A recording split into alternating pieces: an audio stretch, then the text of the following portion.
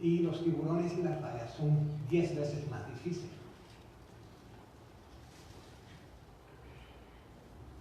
Eran difíciles, o siguen siendo difíciles, o eran difíciles de estudiar, porque no habían pesquerías. Y las pesquerías querían decir que habían especímenes que los ictiólogos podían estudiar. El que quería estudiar tiburones tenía que ir a pescarlos, que es difícil. No es como los demás peces, que los peces los traen y los pueden estudiar muy fácilmente. Los tiburones y las rayas son difíciles de preservar, son grandes, son difíciles de inyectar con formalina y tener un lugar en el que guardarlos. Y no existía la tecnología para estudiarlos en el campo. Esto nos pasó, se pasó de otras. Bueno, vamos a ver. Los animales terrestres, desde los más pequeños hasta los más grandes, son relativamente fáciles de estudiar. Y en el siglo XX, en el siglo pasado, a mitad de ese siglo ya la mayor parte de los animales esos habían sido estudiados. Desde los colibríes a los animales más grandes de la Tierra, uno los puede estudiar viendo en su ambiente.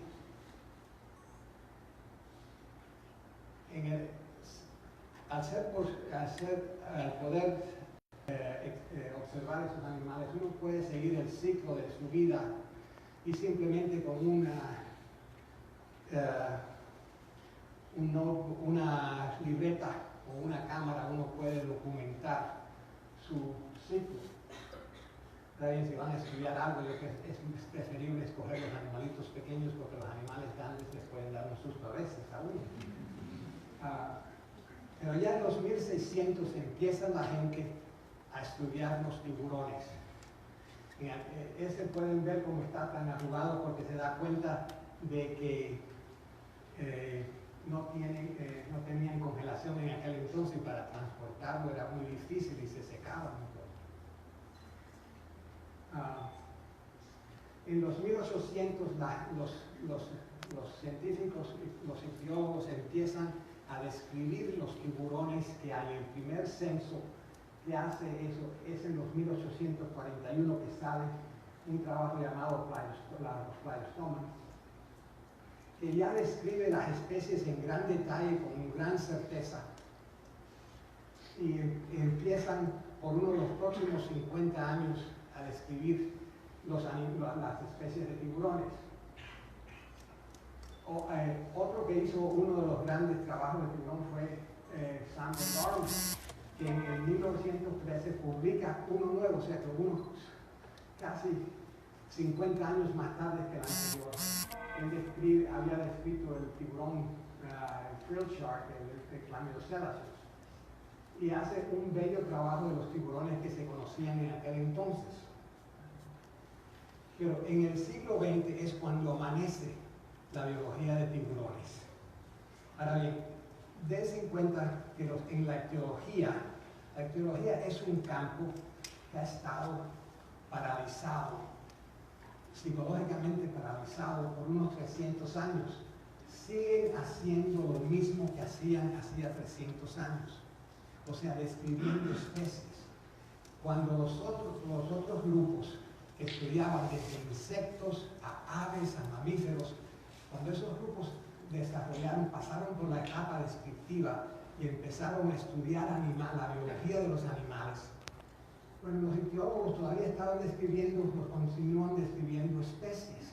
¿Por qué? Porque hay muchos más peces que animales terrestres y siempre se podían encontrar especies nuevas que describir. O sea que no pasaron a la etapa de hacer estudios de comportamiento, de fisiología, o las cosas que hacían en los otros grupos. Y por tanto la ciencia ha seguido paralizada en esa etapa.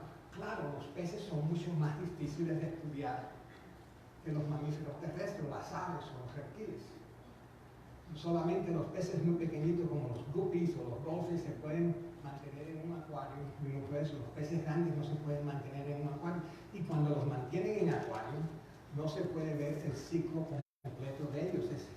solamente un triunfo mantener ese animal por un número de años. No está en su ambiente normal, no se puede estudiar normalmente. El primero, y van a ver que esta plática tiene un foco local, porque es ahí donde empiezan la mayor parte de estas cosas. El primero era el profesor Bashfordine, que era un hombre muy interesante. Fue militar, fue soldado, erudito, experto en armería de las personas. Hizo unos bellos trabajos. Fue al Japón alrededor del 1900 y compró en los mercados una cantidad de especímenes raros que trajo a los Estados Unidos. Ahí está el señor Bashfordine. Y también, si están en el Museo de Nueva York, el Museo Metropolitano de Nueva York, hay una aula de armamentos japoneses, de armadura personal japonesa, que es bellísima, toda comprada por ese señor en el Japón. Y también trajo los peces, como decía, y hace un trabajo en las quimeras, un trabajo de desarrollo de ellas que es muy bello. Pero el doctor Bashfordine muere muy temprano, muere a los 62 años y deja la colección de esos animales en el Museo de Nueva York. Y de esa colección salen unos trabajos exquisitos, unos trabajos más bellos y elegantes, los cuales no se han superado todavía. El primero de ellos fue uno en la anatomía de la cabeza del Thaminoceras, que es el tiburón más primitivo que hay. Y después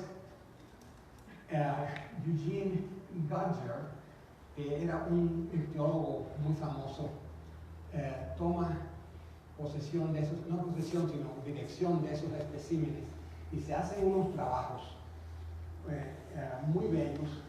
Él es el primer ictiólogo que estudia los hábitos de los tiburones, estudiando los hábitos de la alimentación y la biología, pero es editor de un trabajo principalmente de desarrollo embrionario de los peces que había traído Bashfordine. La belleza de esos trabajos y el detalle no se ha superado jamás. Después, en el año 1948, sale un trabajo que sigue vigente por los próximos 60 o 70 años, que es en los Sharks, es una serie de peces del Atlántico del Norte que es muy famosa, que fue como el estándar que se hizo de las descripciones de la biología. Es el primer trabajo sobre tiburones que incluye las dos cosas, la taxonomía y lo poco que se sabía en aquel entonces de la biología de los animales. O sea que cuando llega el 1950, sigue la misma situación de antes. No había interés en estudiar tiburones y no habían pesquerías de tiburones. Habían habido pesquerías antes por la piel de los tiburones, pero ya esas en el 1950 ya no existían. Y ese era el problema, que el que quería estudiar tiburones tenía que ir a pescarlos, lo cual era muy difícil. La tecnología para estudiar animales marinos en el campo no existía. Y hoy en día, aunque hay muchas técnicas nuevas, todavía no está del nivel que podemos estudiar los animales terrestres. La primera persona que sí fue un biólogo de tiburones fue Stuart Springer. Y si miran la literatura, ven que este hombre escribió fue el primero que entendió. Él fue un pescador que se hizo a la larga biólogo del servicio de pesquerías en los Estados Unidos. Y es el primer hombre que en realidad hace estudios comprensivos de diferentes especies. Pero la primera estrella que viene es Eugenie Clark. En el 1950, ella establece un pequeño laboratorio en la Florida, en el centro de la Florida, que se llama el Cape Hayes Marine Laboratory. Empieza muy pequeñito con con un edificio de madera pequeño, un muelle y unos pequeños barcos. Pero es el germen que empieza de verdad la biología, los estudios de biología de tiburones allá. Por una gran casualidad, que había un señor que tenía un proyecto de quería estudiar el hígado de los tiburones. Empiezan a pescar tiburones allí. En aquel entonces había una gran cantidad de tiburones muy grandes en esa área. Y ella es la primera persona que empieza a estudiar esos tiburones, la reproducción, lo que comían de todo. Y también hace los primeros estudios de la inteligencia de los tiburones, utilizando los negaprion, hace una serie de estudios que son los primeros estudios de... yo creo que faltó una ahí. Bueno, primero hace los estudios los estudios de los tiburones negaprion, estudiando el comportamiento de ellos y cómo aprendían, cómo los enseñó a tocar ciertos blancos de diferentes colores para recibir su comida, y los enseñó, los amaestró, que fue la primera vez que se demostraba que se podía hacer eso con los tiburones. Y su primer trabajo fue en el 1960. Después, unos años más tarde, hace uno de los trabajos más clásicos de la biología de tiburones, después de haber examinado casi 760 animales. O sea que el artículo estaba basado en la necropsia o las disecciones de 760 animales. Ahí está Eugenie en sus 90 con su amiga de toda la vida y yo, porque ella continuó trabajando hasta los 90 años. Y todos los años ha ido en expediciones a muchos lugares. La vida de ella es interesantísima. Yo acabo ahora de terminar una biografía de ella que se va a publicar más tarde este año. Estuvo publicando ahí está ella un par de semanas antes de morir, con su nuevo artículo que había salido en el magazine, en la revista Aqua. O sea que estuvo publicando hasta el momento que murió.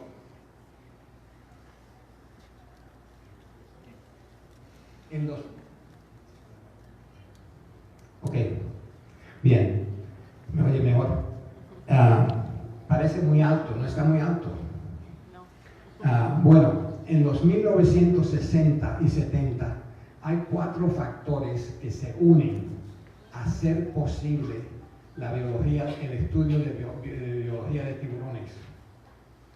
Porque hasta entonces, si usted quería estudiarlo, tenía que hacer como Eugenie Clark, ir a buscarlos. Hay 4 factores que se unen para hacerlo posible. La primera de ellas fue que había muchos fondos monetarios disponibles para el estudio de tiburones. Después de la Segunda Guerra, durante la Segunda Guerra Mundial, hubieron muchos ataques de tiburones en marineros o en pilotos que habían caído en el agua. En la Primera Guerra Mundial, las batallas fueron en el Atlántico del Norte o en el Atlántico del Sur, o sea, en aguas muy frías. Aquel que naufragaba, que su buque sería hundido, iba a morir pronto, en unos 15 o 20 minutos de hipotermia, del frío lo mataba. Pero cuando las guerras marítimas fueron en los océanos cálidos, como en el Caribe, en el centro del Atlántico, en el Pacífico, que no fue la mayor parte de las batallas, los náufragos podían estar en el agua por varios días antes que los rescataran, y muchos de ellos fueron atacados por tiburones. Entonces la Marina tenía un gran interés en ver cómo se podían prevenir esos ataques marineros naufragados. Y a la misma vez tenían un proyecto muy secreto de poner explosivos en tiburones y poder guiarlos como si fueran torpedos a buques enemigos. También el segundo factor fue que la pesquería de tiburones la pesquería deportiva aumentó en popularidad. Mucha gente empezaron a pescar tiburones como pesca deportiva. El tercer factor fue el comercio entre la China y los Estados Unidos. La China y los Estados Unidos habían sido adversarios por muchos años, pero en 1972 el presidente americano Nixon va a la China y se establecen relaciones diplomáticas y comerciales. Y en la China siempre había habido una gran demanda o deseo por aletas de tiburón para su platillo tradicional de sopa de aletas de tiburón. Y tomó como 10 años hacer que se desarrollara ese comercio, pero cuando se desarrolló empezó a crecer muy rápido. Y el cuarto factor fue la película Jaws de tiburón, que no sé cuál es el nombre de ella en español. ¿Cómo se llama? Tiburón. Ok. Bueno, vamos a ver el primer factor, como decía, eran las cosas militares. Y el proyecto estaba bajo la Oficina de Investigaciones Navales, o que se llama ONR en inglés. Y esto es un cartón, un diagrama de los tiburones que apareció en un periódico en el 1970 y tantos. Ahí decían que la Marina todavía no quería decir lo que habían hecho en ese proyecto. Y fue un proyecto que dio ímpetu, que dio dinero a un montón de experimentos que se hicieron, que no hubieran podido ser de otra manera. O había mucho dinero y buscaron las mejores mentes de cada sujeto para solucionar esos problemas. El dinero no era un factor con ellos. Aquí están varios de ellos, Albert Tested, David Baldrige, Perry Gilbert del costado. Eran la gente, buscaron cada uno de ellos el mejor en su sujeto y los trajeron para que trabajaran en ese periodo. Hicieron unos laboratorios en las Bahamas para estudiar esos tiburones en los cuales los podían mantener y hacer experimentos. El laboratorio creció con con todo lo que le hacía falta. Ahí los ven, estas son unas fotografías que no se habían visto en ningún lugar, que me las dio una persona que no puedo decir quién fue, de ellos poniéndole los electrodos en el cerebro a los tiburones para poder controlarlos a dónde iban. Ahí está Perry Gilbert, que fue el director del Mote Marine Lab, profesor famoso de la Universidad de Cornell, uno de los grandes anatomistas o anatómicos que había, y David Baldrige.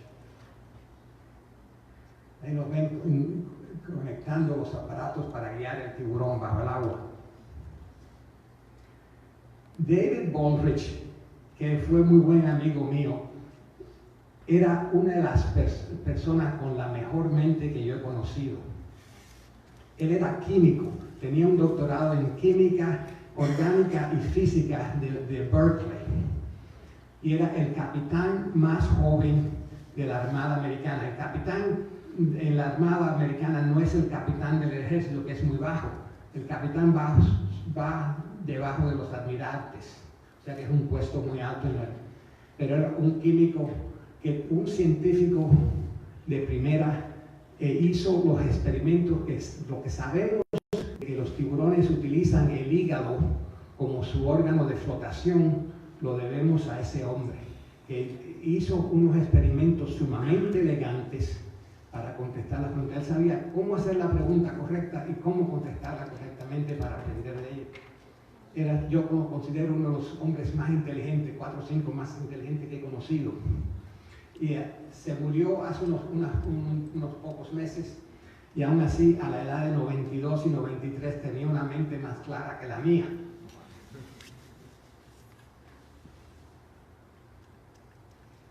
Esta fue una de las primeras reuniones mundiales sobre la gente que estudiaba tiburones, que fue en Bimini en el año 1966. Ahí vemos a una Eugenie Clark, No sé si conocen a Samuel Gruber, que es muy joven con unos pantalones muy cortos. Y todo el mundo que era alguien, persona que conocía de tiburones en aquel entonces estaba en este grupo. Y se dan cuenta de una cosa, que son primeramente hombres, muy pocas mujeres. Las únicas que eran delegadas son creo que estas dos y estas, las demás eran esposas que estaban allí, porque en aquel entonces era una cosa de hombres solamente.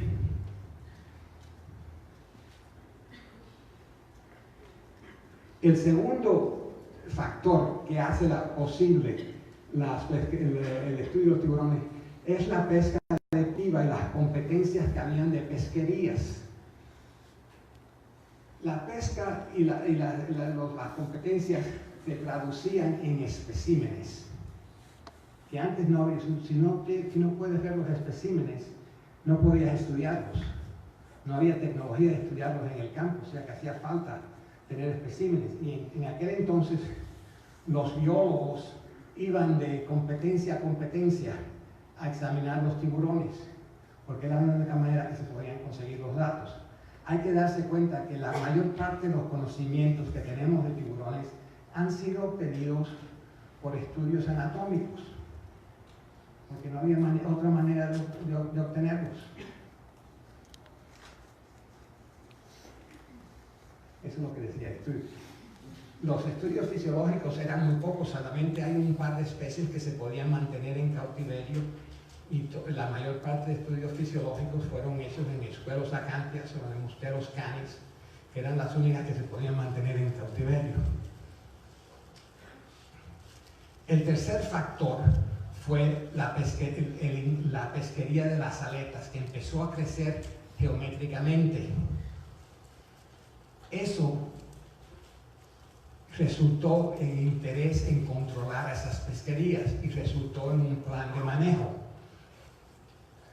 Se estaban pescando tiburones en unas cantidades increíbles.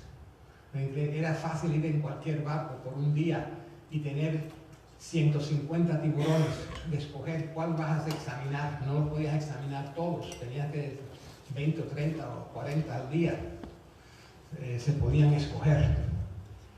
También la pesca deportiva, unas cantidades horribles de tiburones. Esto es una pesca de un día, de un bote solamente, en Texas en los años 80 creo que fue.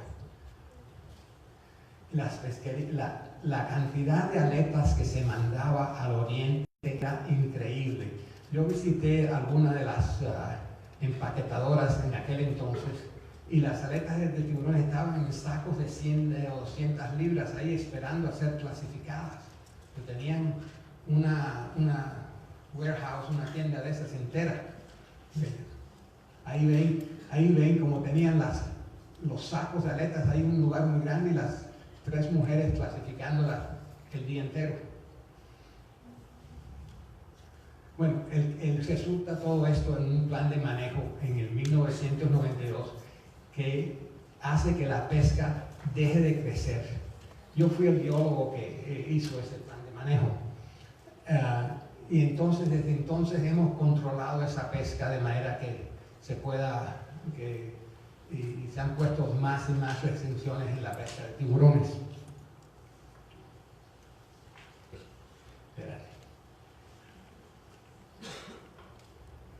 El cuarto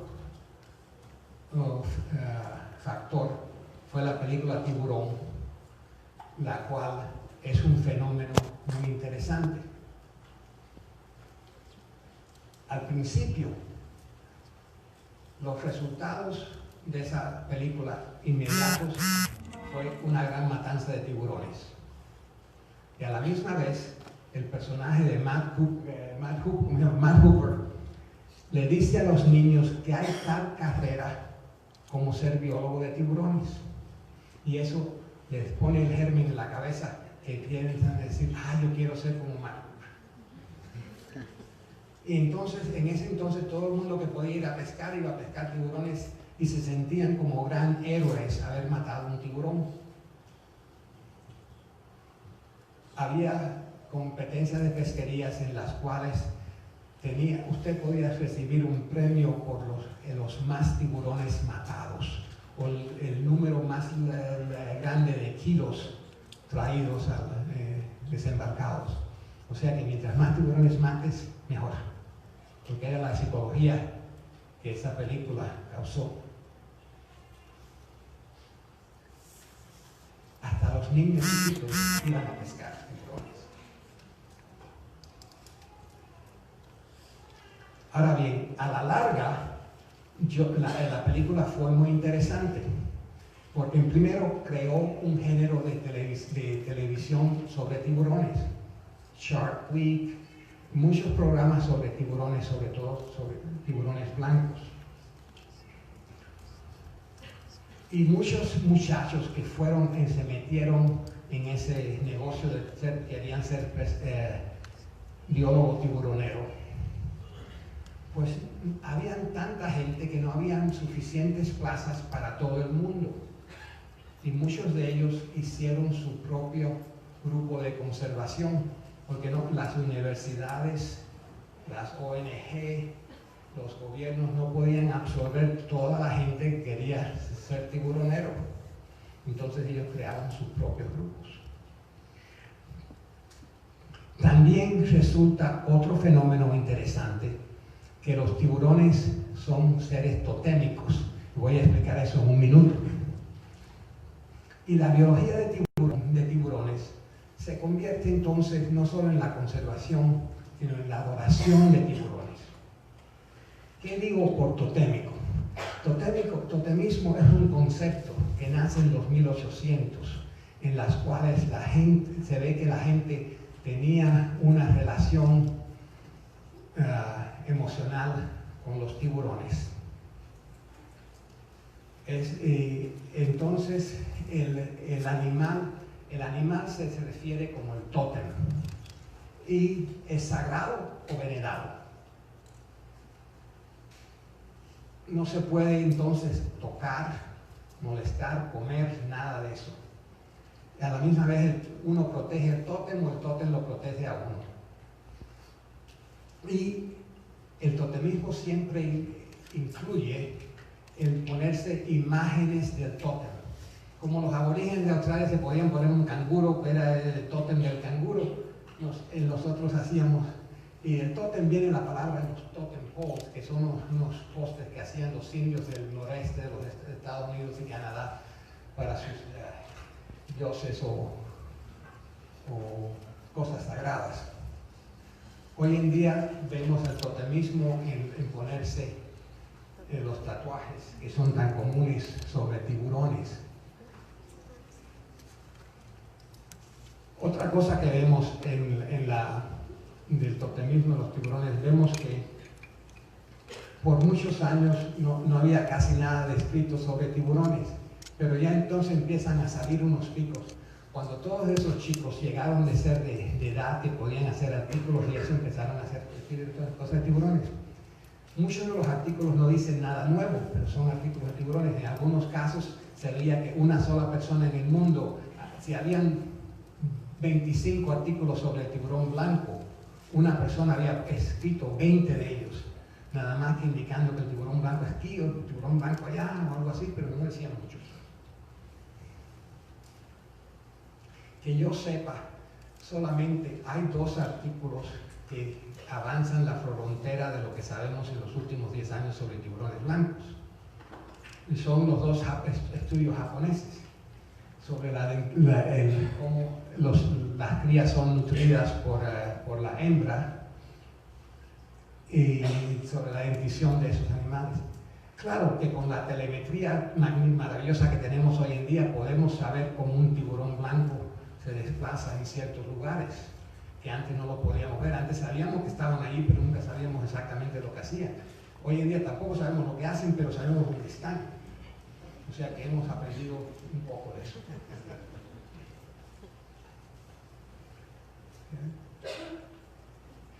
Y una cosa muy interesante que sucede en los últimos años sobre la biología de tiburones, de los estudios, es que la nueva cosecha de estudiantes que tenemos, en primer lugar, no tienen entrenamiento en anatomía, que es necesario para estudios biológicos. En segundo lugar, no tienen curiosidad científica. No deja de sorprenderme cuando hablo con alguien que está interesado en un tiburón o algo así, que esa persona no ha leído ninguno de los artículos sobre ese animal. Siempre lo encuentro muy interesante. Y tienen un gran interés en publicidad. Lo más grande que puede ser es verse en Shark Week. O verse en la televisión, ya eso es considerado como una gran cosa. Y hay cierta obsesión con las especies carismáticas. Todo el mundo quiere estudiar el tiburón blanco, tiburón ballena o las mantas. Y otra cosa interesante es que se publica muy poco sobre esos animales. Vi una cosa muy interesante en el taller de mantas que lo encontré muy interesante por varias cosas, pero una de ellas es todas las cosas que decían cuando indicaban las especies, lo que no se conocía. No se conoce el ciclo sexual, no se conoce la edad de ella, no se conoce esto y lo otro. Y entonces enseñan fotos de cientos de animales muertos. La respuesta está delante de sus narices.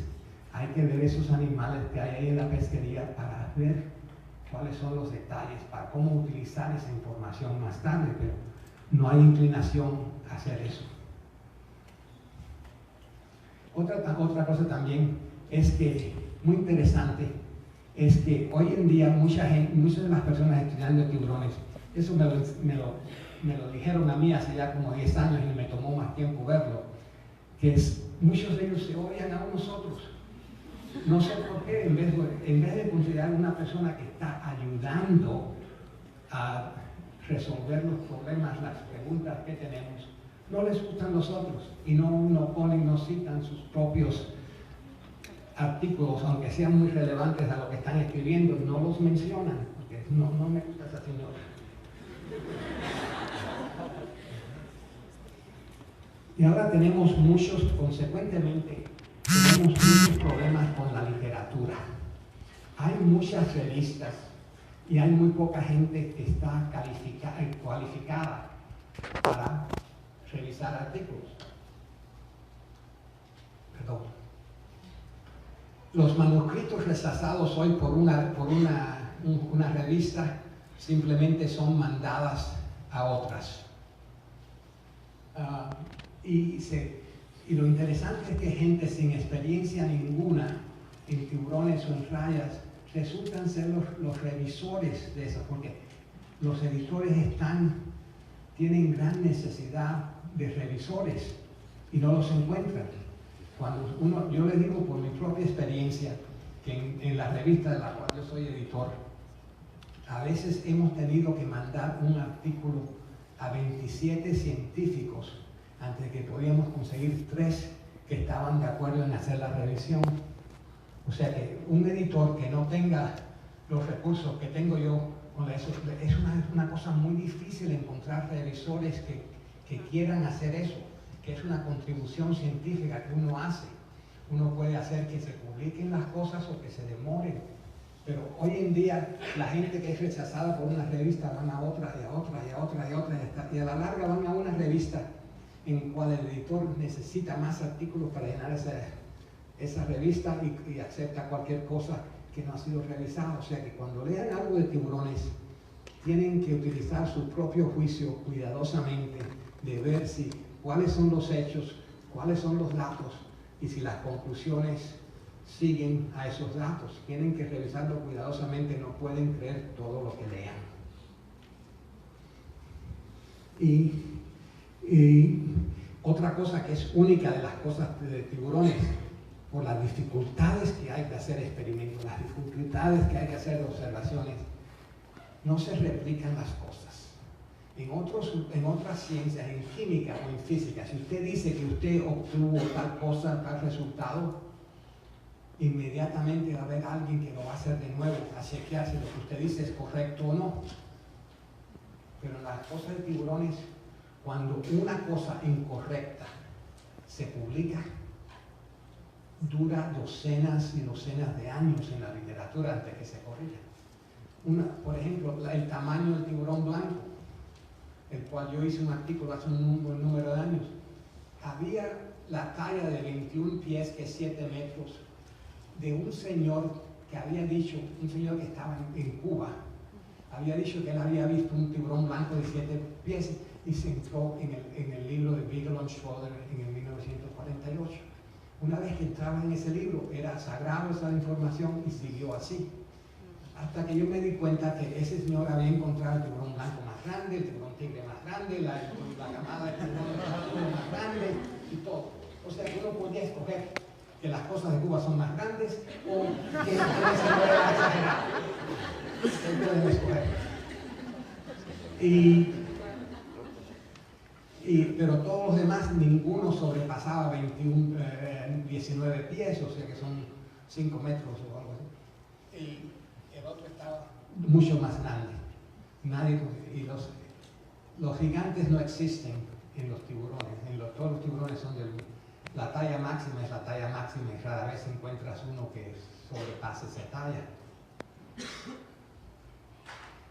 Y como digo, hay muchas tonterías y cosas faltas que se publican, o sea que hay que leer los artículos con gran cuidado, ver si las conclusiones se pueden sostener o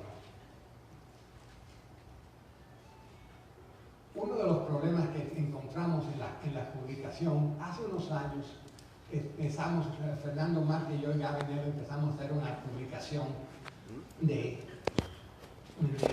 sobre una gata del Pacífico, que la habíamos encontrado allá en Sonora,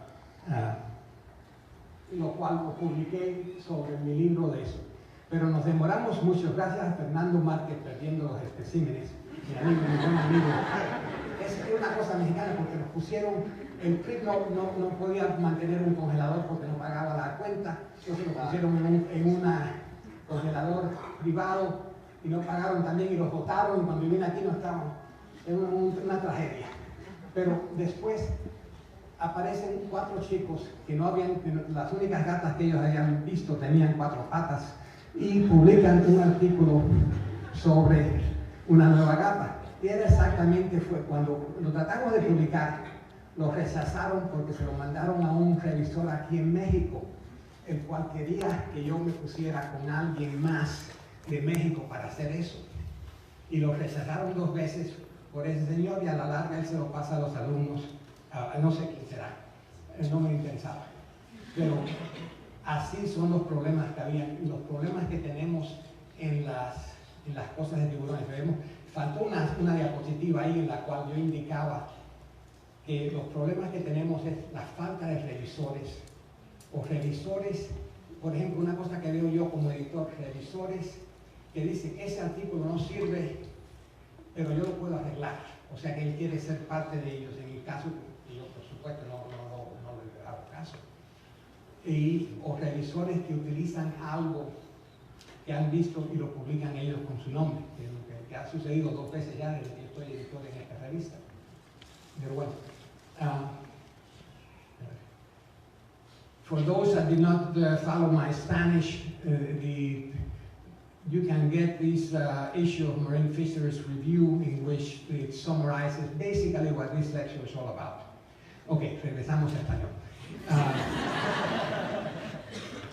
Ahora, lo que traté de hacer es decirle cómo se desarrolló este estudio de tiburones, que estamos 100 años detrás de la gente que estudia animales terrestres.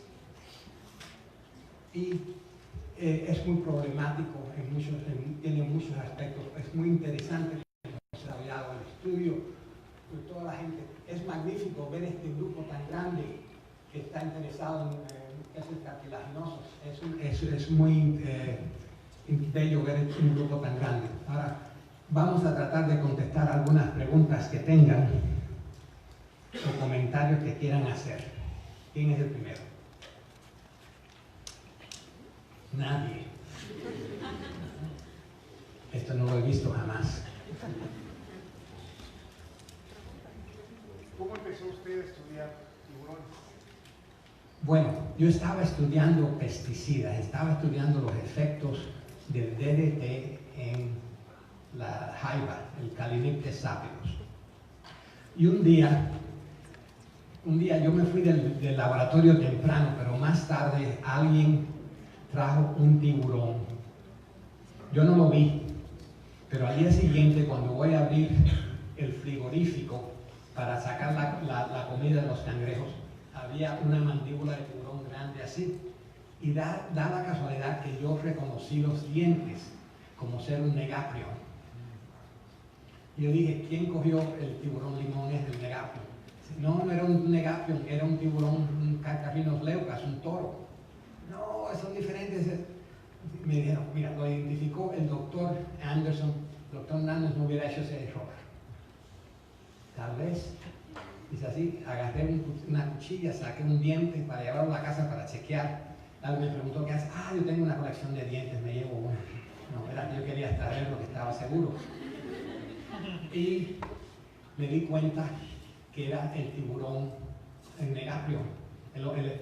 El ictiólogo de la universidad se lo había identificado mal, porque había utilizado la única clave que había para tiburón. Ahí hizo un error utilizando clave, que es muy fácil de hacer, y no chequeó los datos. Una vez que ese señor, que era el dios allí, lo pronunció como tiburón toro, y yo después hice lo que llamamos allá kicking the skunk, darle una patada a un zorrillo, porque un estudiante demostraba que el profesor había hecho una cosa incorrecta, pero no fue suficiente hacer eso. Un mes más tarde, uno de mis amigos me dice que había estado en la marisma ahí haciendo un estudio con ese profesor y que habían cogido un Carcaphinus signatus en agua, en estuarina de ese estuario. Y yo sabía que ese animal no vivía ahí, que era